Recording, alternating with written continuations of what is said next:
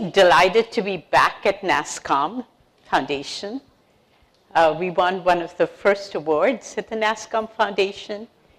And I'll really date myself to say that I was there at the beginning of Nasscom. It was a long time ago, and it was at a time when IT was just starting in India. Bangalore was a very sleepy town, and we wondered what would happen with IT in India. And I remember being here, starting the Hewlett Packard Center. One of two HB and Texas Instruments started the first IT centers in India when we were all late 1980s doing the first $1 million of software export. I bring that up not to share the history, but because today we are on the verge of unleashing responsible AI on the world. And if there is no better country than India with our expertise, our technology, our workforce, and the interest here in responsible technology and responsible AI, than to lead it in the world. It is also the time when a lot of discussions are taking place about where are IT jobs going to go and what are the future of jobs and how can AI play a really responsible role in precision agriculture, healthcare, autonomous technologies and autonomous mobility, and a variety of things, including large language models. Language models in India don't mean one language model or 5 language models. It can mean up to 30, 40 large language models, because that is where, as Mr. Singh was saying, it's important to bring these things together.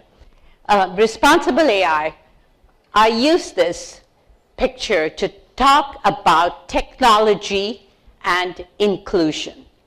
So we focus on AI technologies, AI data solutions that bring together a real focus on global clients, but very much an inclusive workforce. And I'm talking about 5,500 people working in AI globally at our country, at our company, and 52% of them are women.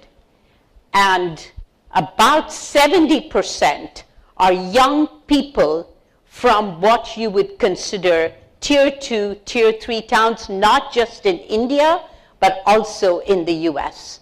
So to bring this together and to work with global clients, this happens to be a picture I took in Bhutan, a young woman who's working on absolutely state-of-the-art autonomous LiDAR technologies, which are very important. Every EV in India, every electric vehicle will have automated driver assist technologies in cabin monitoring for trucks.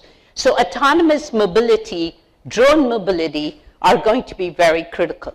But doing it with an inclusive workforce, which has gender inclusion, which brings in ideas, thoughts, and AI models that are trained from people all over the world. This is really important. You cannot do AI in healthcare, in radiology annotation, if you're not including radiology images from people all over the world. Otherwise, every gastro problem is going to be Silicon Valley based, which is not true.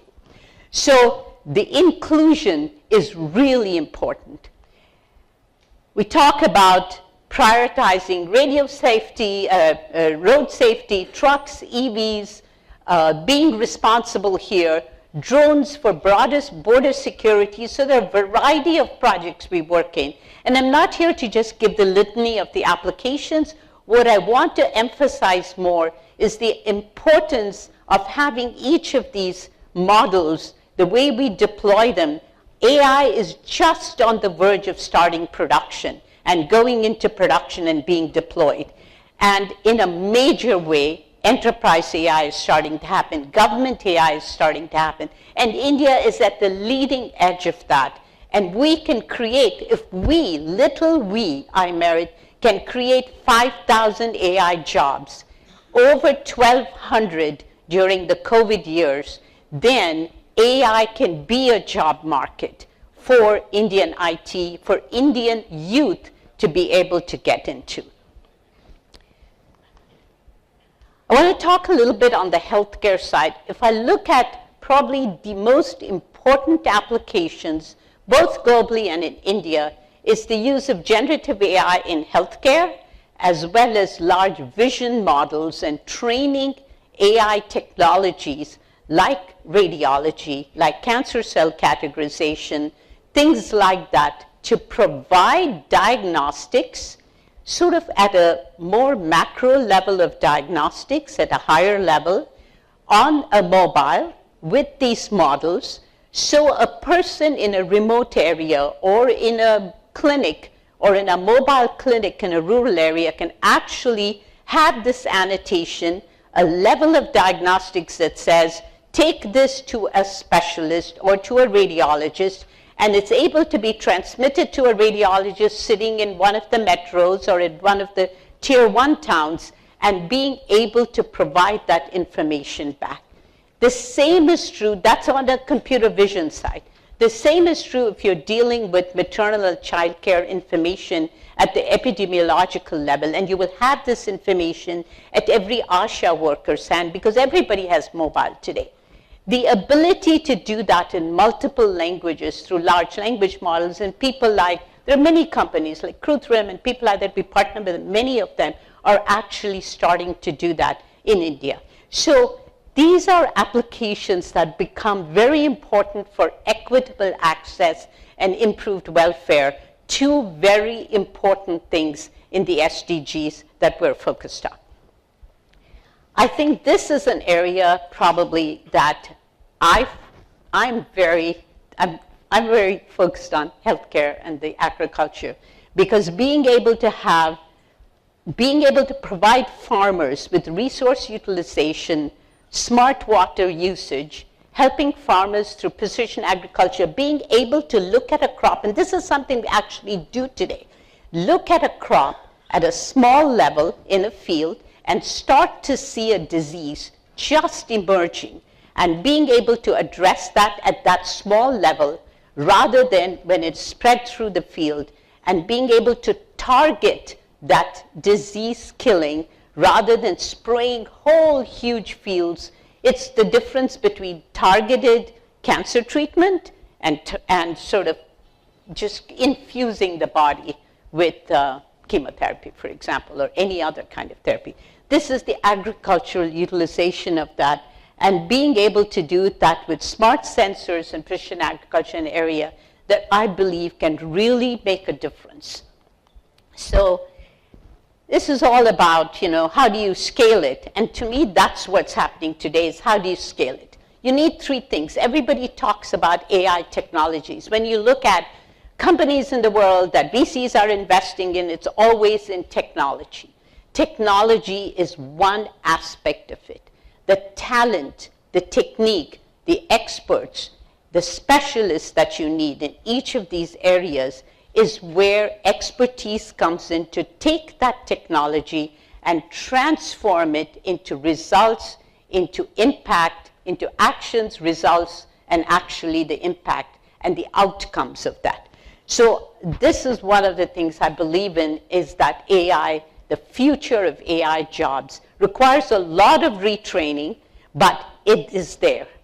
And you look at, this is a lady who's a data expert in 3D LiDAR, HD mapping. I don't want to get into the technologies, but she's an expert at that. She comes from a small community outside of Calcutta called Métier Bruce, and she works in that, and she's been actually trained to become one of the best LiDAR experts globally for clients. If you have 5,000 of them, if you have 20,000 of them, then we've created an industry around it.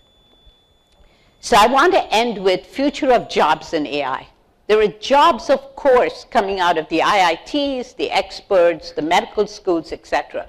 But if you go all the way down to a generalist who can be trained in each of these verticals, whether it's mobility or healthcare or precision agriculture, and trained in technologies like computer vision, large language models, vision models, NLP, natural language processing, audio AI, then the intersection of these and using the tech, the talent, and the technique can actually, I think, create a huge industry, the next big industry. We're the leaders in IT in the world in India.